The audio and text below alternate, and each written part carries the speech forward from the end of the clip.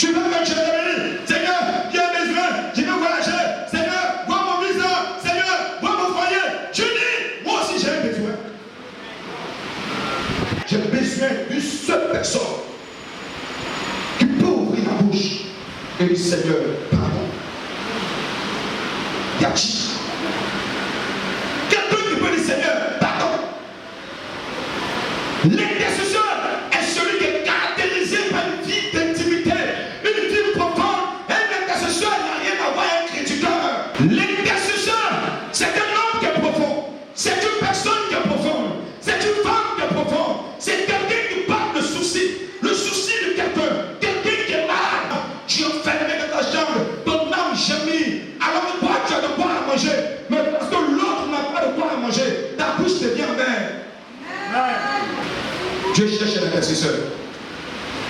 Bien-aimé, une vie du nom de Sodome et Gomorrhe, une vie au visage pudique, au visage sodomique, au visage d'idolâtrie incontestable.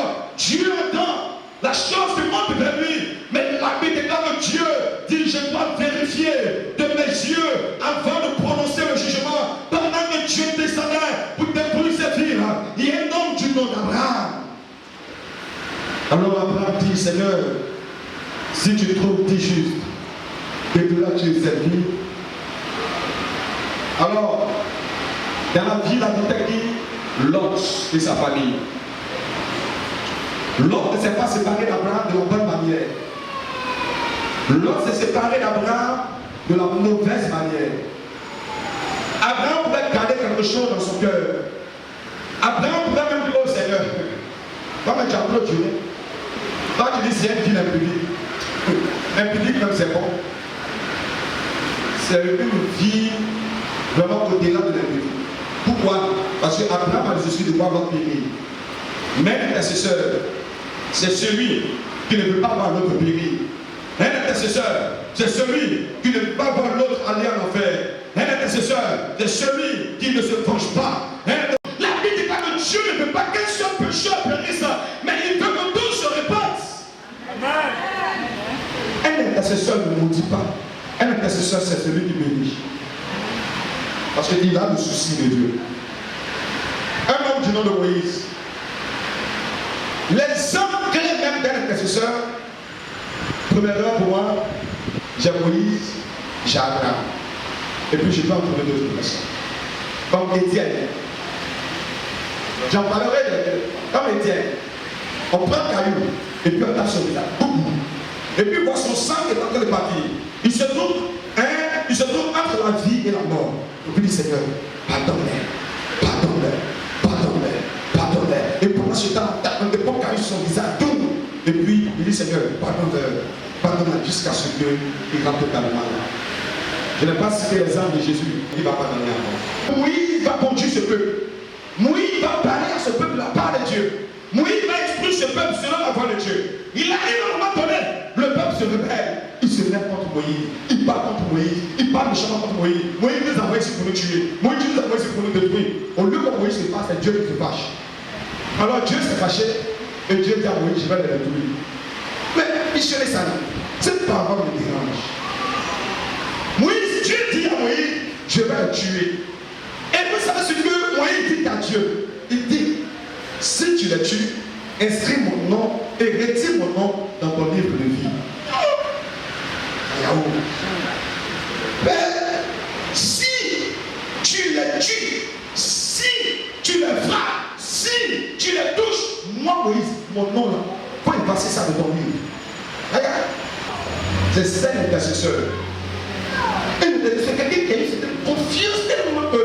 Et il sait. Alors, avant même que Dieu ne prenne la décision, Dieu le consulte. Un intercesseur, c'est celui qui voit avant que le problème arrive. Dieu a besoin des intercesseurs. Vous voyez, grâce à vous, vous appelez les gens grand homme de Dieu. Grand homme de Dieu. Après, un homme de Dieu est grand de par l'équipe qui intercède pour lui secrètement. Quand vous voyez des croisades d'évangélisation, souvent ceux qui voient des croisades d'évangélisation, il y a des programmes. Vous voyez l'homme de Dieu à la chair, c'est même des guérisons s'opèrent. Mais il y a une équipe à l'ombre. Il y a des gens sous un arbre qui sont en train d'intercéder. Et souvent, même le produit, c'est la guérison qui se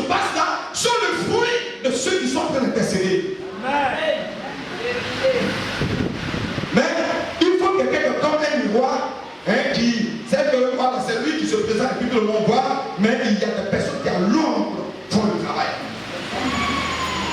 À l'ombre font le travail. On les appelle les Joseph d'Arimathée. Ils sont là. Quand Jésus s'assoit, tu ne les vois pas. Quand Jésus a les honneurs, tu ne les vois pas. Mais ce sont les disciples de l'ombre. C'est ça l'intercesseur. Un intercesseur n'a pas besoin qu'on parle de lui dans l'église. C'est à cause de moi qui n'est pas mort. Tu n'es pas intercesseur. Tu n'es pas un intercesseur. L'intercesseur, il a un ventre plat. Je suis en train de juste imaginer un ventre plat. Mais ce qui est à l'intérieur de son ventre, Dieu seul est au commandement de ça. Ce qu'il a entendu, ce qu'il a vu, ce que les gens lui ont dit, ce que Dieu lui a dit, et puis la vanne, et puis la séduction.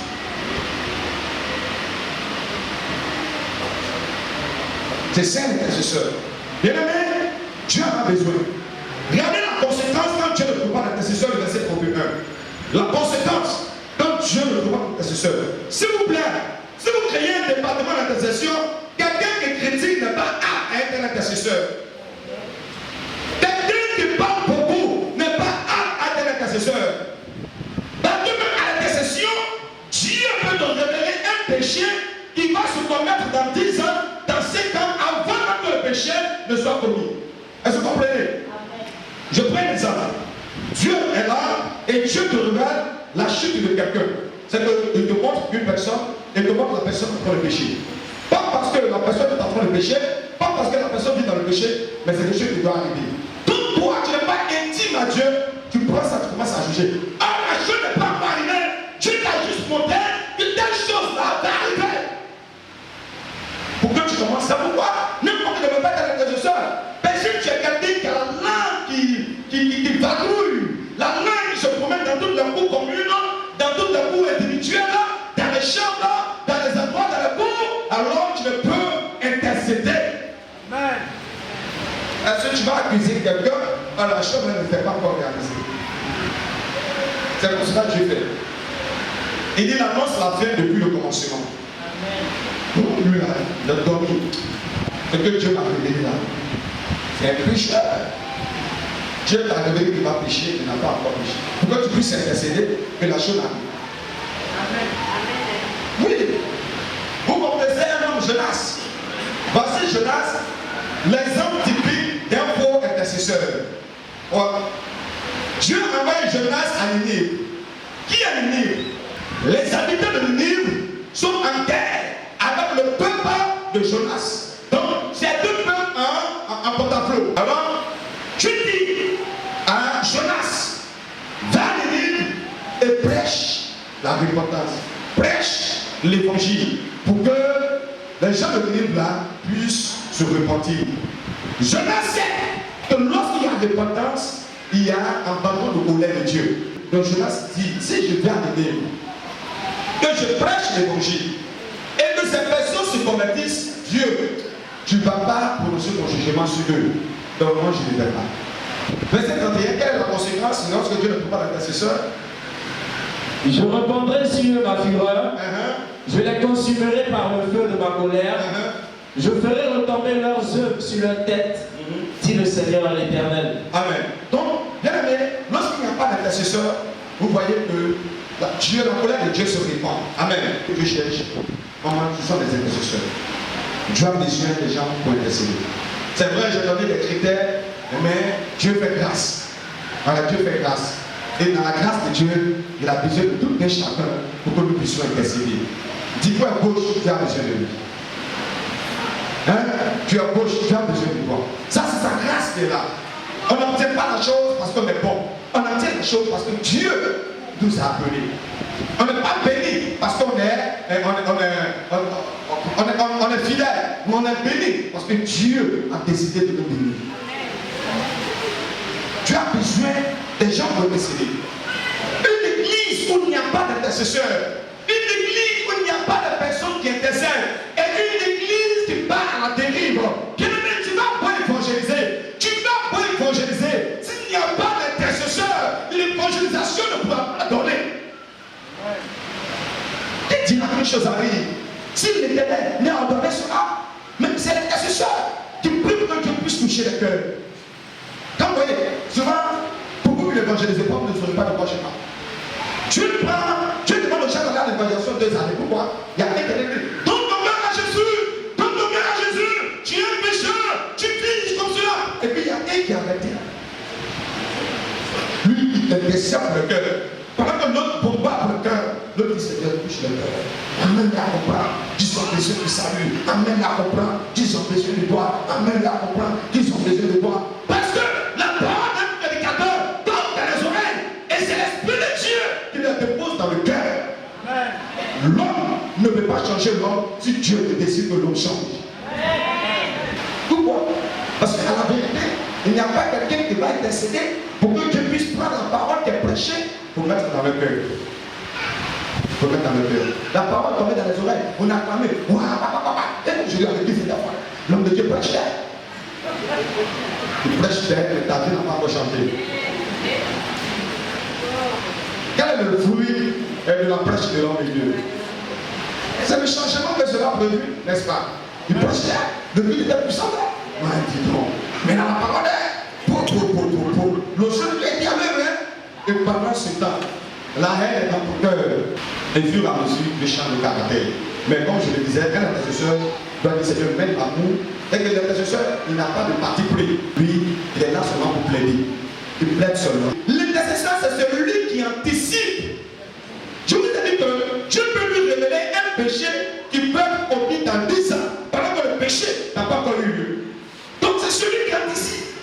On dit pas qu'il est à la brèche. Quand on dit brèche, c'est une ouverture. Vous comprenez? Bon, vous prenez la porte.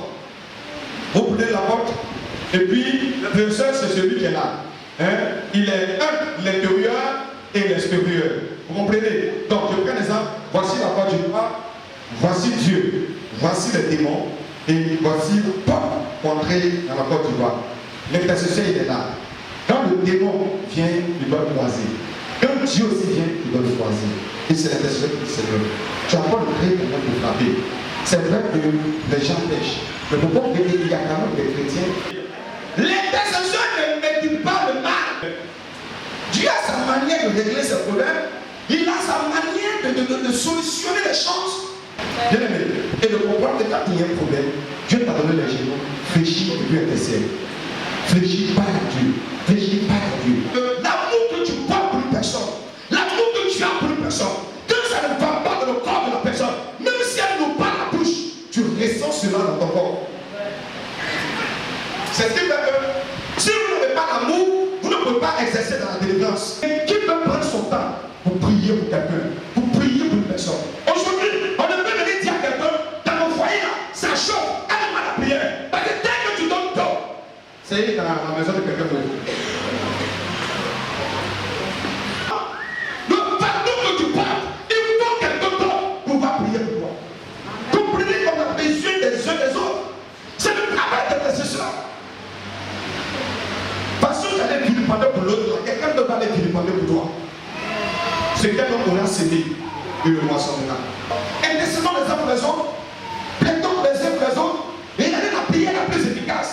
La prière la plus efficace. Quand je prie pour moi-même, je le fais, mais ça met du temps. Mais quand j'oublie mon besoin, quand je prie pour papa, ça va marcher vite. Quelqu'un peut souffrir seul, et jamais des gens souffrent seul, mais il n'y a personne qui peut lever la main pour me dire, pasteur, j'ai reçu seul. Tout le monde que tu as reçu sans avoir besoin de l'aide de quelqu'un. Non, si tu es là que tu as reçu dans un domaine, sans que quelqu'un puisse te coacher, sans que quelqu'un prenne ta main pour t'introduire quelque part, te présenter à quelqu'un, il faut l'aider. Quels que soient les dons que tu peux posséder, si quelqu'un n'intercède pas pour toi, ne parle pas du doigt à quelqu'un, ne parle pas du doigt à Dieu, tu vas t'arrêter là, tu vas stationner là, tu seras bloqué là. Vous pensez que Dieu ne peut pas aller évangéliser? Je l'ai mot. Vous pensez qu'il va pas évangéliser puis il a besoin de moi? Il va descendre et puis prêcher pendant le culte ou bien? Il est partout. Il descend ici. À l'église, pour le faire là. À l'église, le faire là. Et puis il prêche. Mais il a besoin de nous utiliser pour parler de sa part. C'est comme cela que Dieu fait. Parce que Dieu veut que nous aussi, là, nous fonctionnons comme cela. Jésus dit, soyez un. Comme le Père et moi, nous sommes un. Tu n'es pas suffisant. Tu n'es pas tout. Tu n'as pas tout. Tu n'as pas tout. Donc, en côtoyant quelqu'un, tu te coupes ses faiblesses. Les faiblesses ne sont pas faites pour pouvoir dire cette personne elle est mauvaise. Mais les faiblesses, là, Dieu te les révèle pour que tu saches comment marcher avec lui. Parce que, à la vérité, tout être humain est caractérisé par le bon et par le mauvais. Dans la vie, on a besoin de celui qui est bon, de celui qui est mauvais. Et puis ensemble, on se travaille pour qu'on va l'apprendre. Amen.